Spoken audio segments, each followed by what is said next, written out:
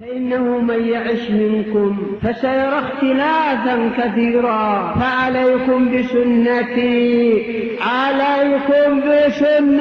ما تنشئون حزبا. Bismillahirrahmanirrahim. Elhamdülillah və salatu və salamu alə Rasulillah və mən valə.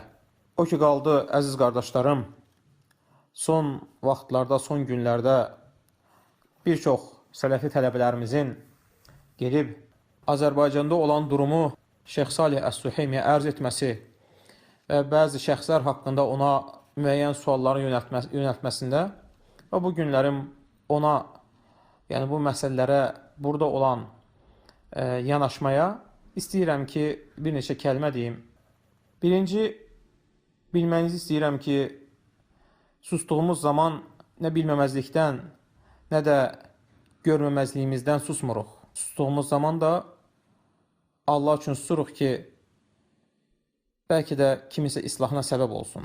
Lakin bu susmağımızdan da istifadə edib batilinizi yaymaq əvəzinə yaxşı olardı ki, biraz düşünüb, xətalarınız bəlli olduğu halda haqqa qayıdıb tövbə edəsiniz, bu fürsətdən istifadə edəsiniz və danışdığımız vaxtı da doğrudan da insanın şəxsiyyəti haqqında danışdığında ona ağır gəlir, lakin dərman acı da olsa, şəfaya səbəb varsa, onu qəbul etmək lazımdır deyib, məsələlərə kinlə, nifrətlə yox, şeytani üslubla yox, lakin bəsirət gözü ilə haqqı qəbul etmək niyyəti ilə dinləyib, qulaq asıb və sonra da özünüzün olduğu durumu təhlil edin və şeyxlərin barənizdə dediklərini təhlil edin. Ona görə qeyd etmək istəyirəm ki, birinci məsələ doğrudan da Şeyx Salih Əs-Süheymi şeyximizdir, böyük alimdir və onu qəbul edirik də şəksiz və digər alimlərimiz də qəbul edirik təbii ki, lakin ona görə qardaşlar da Şeyx Salih Əs-Süheymini seçdilər ki, siz də qəbul etdiyinizə görə, çünki bir çox şeyxlər var ki, qəbul etmirsiniz və yaxud da bəzilərində qəbul edirsiniz üzdə güya ki, lakin təbii ki, bilirik öz aranızda və yaxud da əmanət məclislərində onlar haqqında da mümeyyidir və s. Hətta ən böyük alimlərdən bəzən görünər ki, yəni sözləri, fətvaları gələndə bu şeyxlərin ümumi sözüdür və s. kimi yumuşaq yanaşma üslubu mümeyyilik seçilir. Lakin onu da qeyd edim ki, İmam Əhməd rəhməhullah deyərdi ki, kim alimlərinin yumuşaq kəlmələrinin ardınca gedirsə, özünə sərf edən kəlmələrin ardınca gedirsə, o zındıq olar. Şeyx Salih Əs-Süheymi Həfzəhullahın yanına gedib qoyulan suallara yalancı suallar, sual düzgün qoyulmayıb, şeyx aldadılıb kimi sözlər deyilir. Lakin qeyd edeyim ki, birincisi, şeyx çox gözəl şəkildə araşdırma eləyib, soruşub, dinləyib tələbələri və sonra cavablar verib. Hər tərəfli şeyx dinləyib. Öncədən də, görüşdən öncə də dəfələrlə bu məsələlərə şeyxə ərz olunub və şeyx bu məsələləri gözəl şəkildə bilir və bilməməzlikdən danışmayıb. Əslində, mümkündür kimisə, məsələn, təlbis olmuş sualına aldadılması, lakin bu hər zaman olmur, hər zaman alınmır. Əksinə, şeyx araşdırıb, öyrənib, sonra cavab verib. Əslində, bu şeyxə də bir tərəfdən ittihamdır və həmçinin bir insan olmayıb ki, kimsə desin ki, aldadıb. Çox tələbələr, çox saylı tələbələr gediblər. Yəni, birini ittiham etdiniz, ikisini, yəni onu ittiham edə bilməzsiniz ki, onu da yalanda və yaxud da nifaqda, münafiqdə bir araya gəldiyini ittiham edə bilməzsiniz ki. Ona görə çox saylı tələbələr sual verib və verilən suallar da doğrudan da durumdan götürülmüş suallardır. Heç bir təlbis filan da yoxdur. Kim bunu iddia edirsə, gəlsin, otursun, o məsələni bir də araşdıraq. Əksinə, baxanda ki, bugün kimsə deyirsə ki, Şeyx Salih Əs-Süheymi bizim şeyximizdir, alimimizdir, bu sözlə insanların gözünə kül üfürüb təlbis etdikləri daha yaxşı görsənir. Bir çoxları heç şeyxi tanımırlar, heç haqqında məlumat da yoxdur, lakin bugün sanki səhnəyə çıxıb teatr göstərir insanlara, şou yaradırlar. Bir çoxları şeyxi tanıyırlar, lakin şeyxin fətvalarını qəbul edən deyirlər, əgər özlərinə sərf etməsə.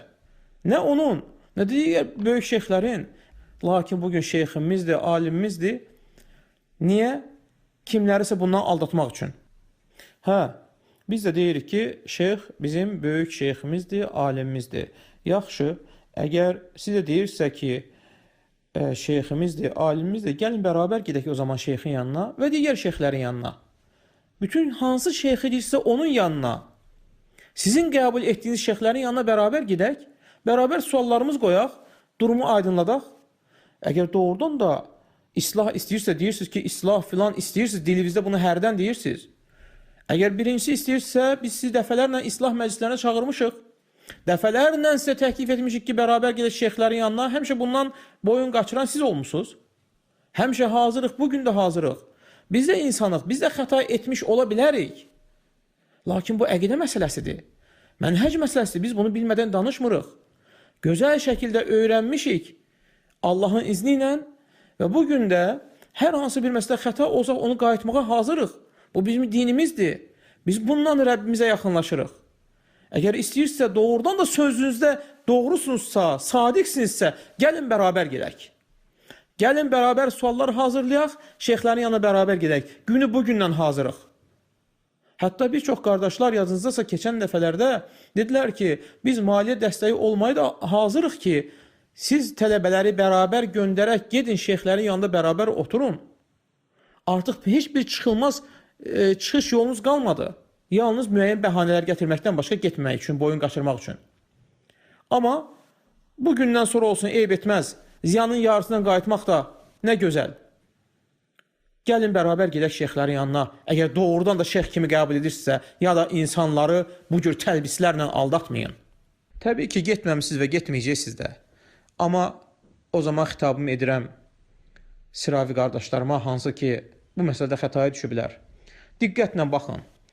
Suallara cavab verə bilməyəndə hansı yollara əl atırlar? Sual düzgün qoyulmayıb və yaxud da şeyx ümumi sözlər danışırdı. Əgər bunlar da bacarmasalar, hizbidir, mumeyyidir, filan kimi kəlmələr. İstər tələbələrə qarşı olsun, istər şeyxlərə qarşı, alimlərə qarşı olsun, eyni üslubdurlar. Çünki başqa çıxış yolda yoxdur.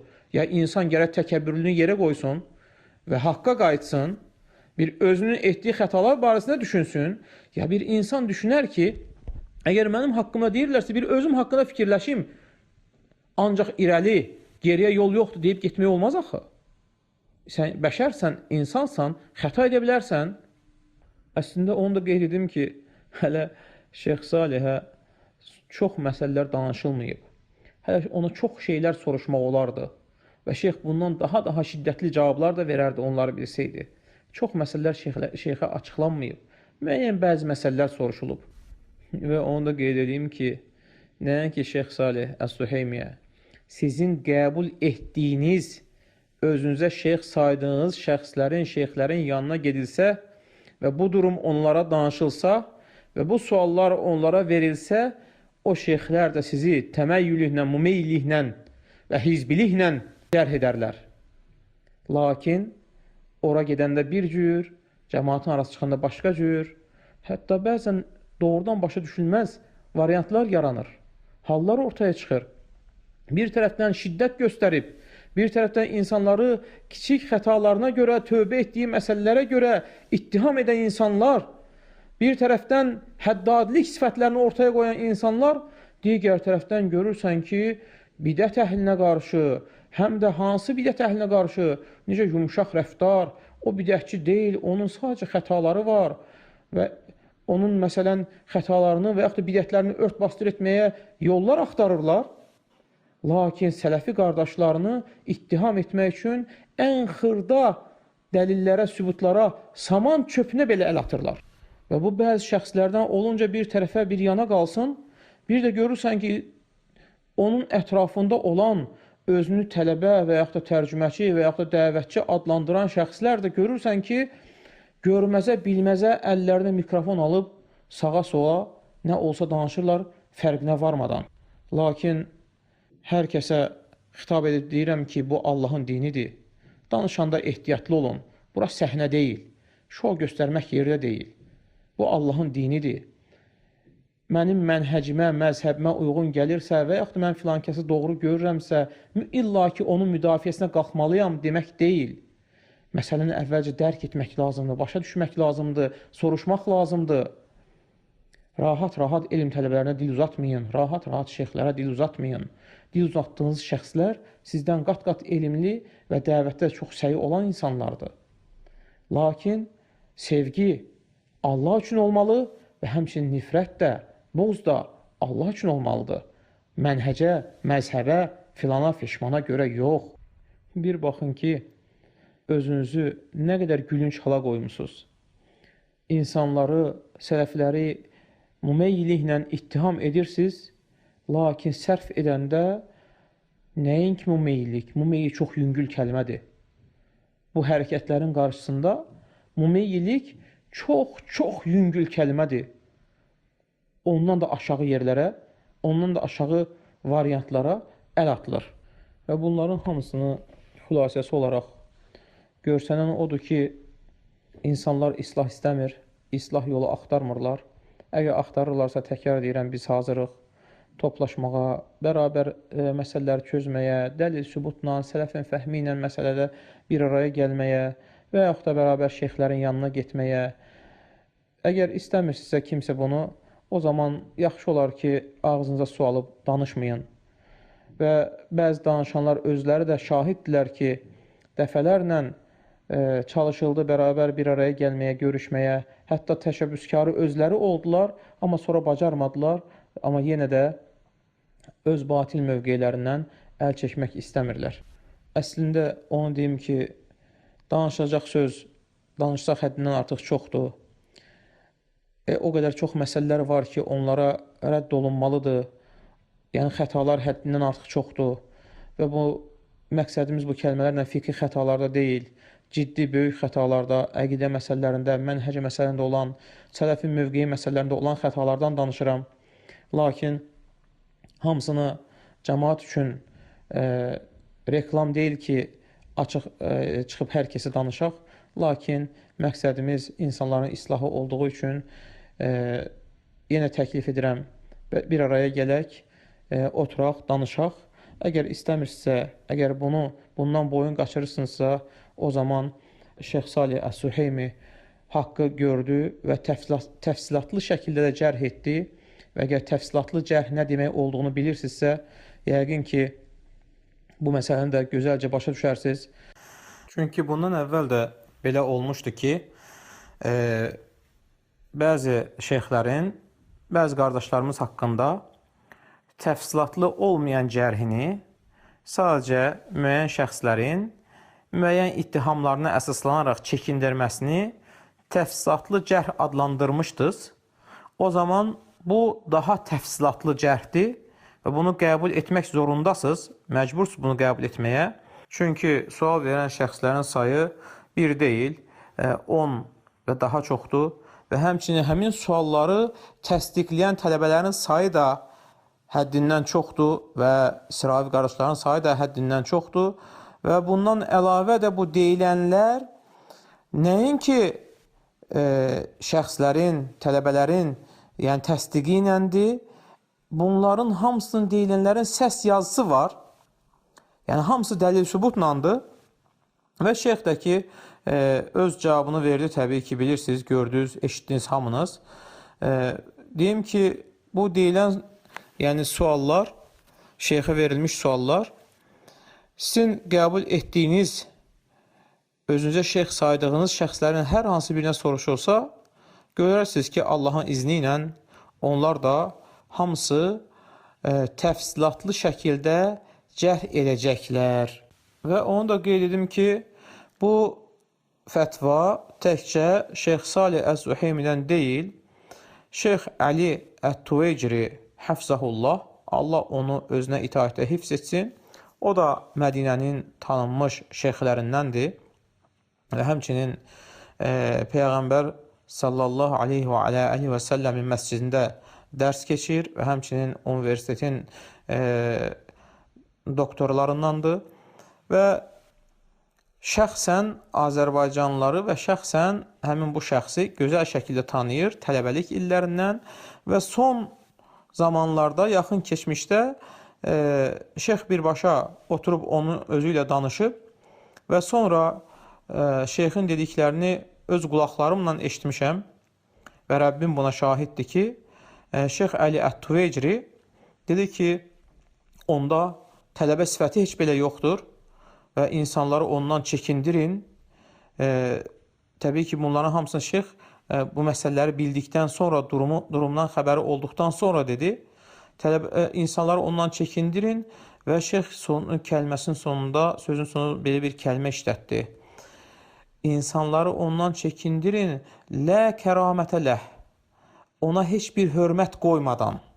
Yəni, durum artıq o həddə çatıb ki, heç bir hörmət qoymadan insanları ondan çəkindirin. Onda heç bir tələbə sifəti, onda heç bir dəvətçi sifəti yoxdur. Yenə sonda qeyd edirəm ki, yəni əslində bu məsələləri, əslində hələ çoxları deyilməyib, bu məsələləri hansı şeyxdən soruşsaz, hansı alimdən soruşsaz, eyni cavabı verər. Əslində, böyük alimlərin soruşulmasa belə bu məsələlər barəsində ümumi fətvalar da var. Ağıl sahibi üçün, Allahdan qorxub hərəkət edənlər üçün böyük ibrətlər var bunlarda. Lakin, dediyimiz kimi, ağıl sahibləri üçün. Lakin o kəslər ki, özlərinə sərf etmədikdə həmən əllərinə baltanı alıb, mumeyyidir, hizbidir və s. Bunu nəinki sıravi insanlara, nəinki tələbələrə görərsiniz, hətta şeyxlərə belə yönəltməkdən utanmayacaqlar. Əslində, bu qeyd etdiyimin misalları da hədsiz çoxdur. Yəni, bundan öncə də bu yolla gedənlərin öndərləri, əvvəlkilər, yəni çox sələf şeyxlərinə də dil uzatmışdılar. Çünki bu dava haqqı axtarmaq davası deyil, bu dava yalnız öz mənhəcini, öz məzhəbini, öz yolunu ucaltmaq, hətta xəta olsa belə. Və sonda Rəbbimə dua edirəm və istəyirəm ki, bizə haqqı haqq kimi göstərsin, ona ittiba etməyi müyəssər etsin və həmçinin batili batil kimi göstərib ondan çəkinməyə müvəffəq etsin.